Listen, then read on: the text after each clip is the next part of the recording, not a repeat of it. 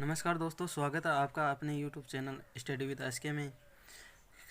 कोई भी प्रतियोगी परीक्षा हो उसके अंदर आपको घनमूल ज़रूर देखने को मिलते हैं। घनमूल के क्वेश्चन जो कि बहुत बड़े बड़े क्वेश्चन होते हैं, लेकिन आप उनको सिर्फ 10 सेकंड में हल कर सकते हैं। इसके लिए आपको 1 से लेकर 10 तक के घन याद होने चाहिए। आपको अगर याद नहीं है तो आपको याद करने पड़ेंगे।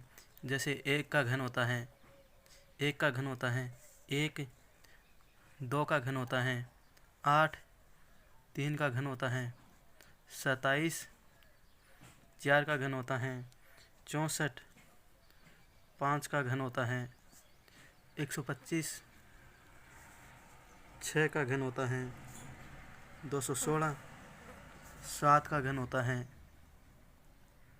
343, 8 का घन होता है 512, 9 का घन होता है 729 और 10 का घन होता है 1000।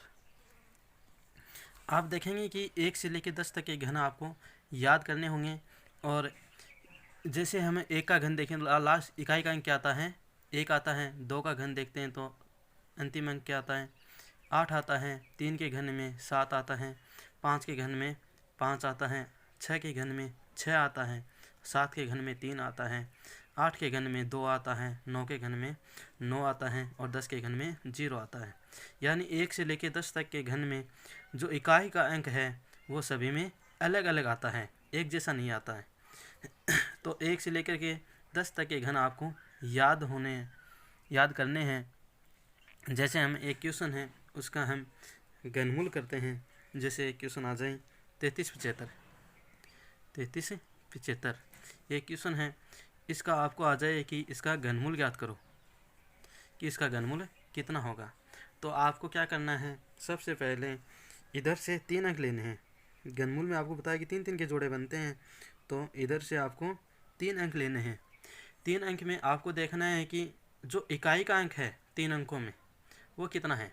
5 है। जैसे यहाँ पर 5 है तो 5 आपको देखना है कि हम कितने का घन करें कि लास्ट में 5 आए। जैसे 1 के घन में 1 आता है, 2 के घन में 8 आता है, 3 के घन में 7 आता है, 4 के घन में 4 आता है और 5 के घन में कितना आता है? 5 आता है। तो 5 एक मात्र संख्या है जो कि जिसके की इकाई का अंक 5 आता है। तो हम कितना ले लेंगे? इसका इकाई अंक भी अगर हम इसका घनमूल करें तो इसका इकाई का अंक भी कितना होगा? 5 होगा। तो हम इकाई का अंक कितना लिख लेते हैं? 5 लिख लेते हैं। अब ये 3 है, 3 बच गया आपका। ये 3 आपको देखना है कि ये कितने कितने घन के बीच में आता है। जैसे 1 का घन 1 होता है और 2 का घन 8 होता है। तो ये 3 है, 3 1 और 8 के बीच में आता है। तो आपको यहाँ पर या तो 1 लिखना है या फिर 2 लिखना है। तो आपको कितना लिखना है? देखिए ये 3 है, 3 से छोटी वाली संख्या लिखनी है आपको। 3 से छोटा तो कितना है? 1 है और 1 का घनमूल कितना होता है? 1 होता है। तो यहाँ पर आप कितना लिखोगे? 1 लिखोगे। जो 3375 का जो घनमूल होगा वो कितना हो जाएगा? 15 हो जाएगा। इसी तरीके से हम एक और घनमूल करते हैं 39304 का। 39304 का घनमूल करते हैं। 39304 में हम सबसे पहले इधर से 3 अंक लेंगे, इधर से हम 3 अंक लेंगे और हम देखेंगे कि इकाई का अंक कितना है। इसमें 4 है। 4 है तो हम कितने का घन करेंगे? लास्ट में 4 आता है। तो देखिए यहाँ पर लास्ट में 4 ये आ रहा है, इसमें है। तो हम 4 का घन करें तो लास्ट में कितना आता है? 4 आता है। तो इसका भी घनमूल का जो इकाई का अंक है वो कितना हो जाएगा? 4 हो जाएगा। तो यहाँ पर हम 4 लिख देते हैं। अब बच गया आपका 39, यानी 39 बच गया। 39 आपको देखना है कि कितने कितने घन के बीच में आता है। 39 से देखते हैं तो 39 से 27 और 64 के बीच में आता है। 27 और 64 के बीच में आता है। और हमेशा आपको छोटी वाली संख्या लेनी है। छोटी वाली संख्या यानी 27 और 27 का जो घनमूल है वो कितना होता है? 3। तो यहाँ पर कितना आ जाएगा? 3 आ जाएगा।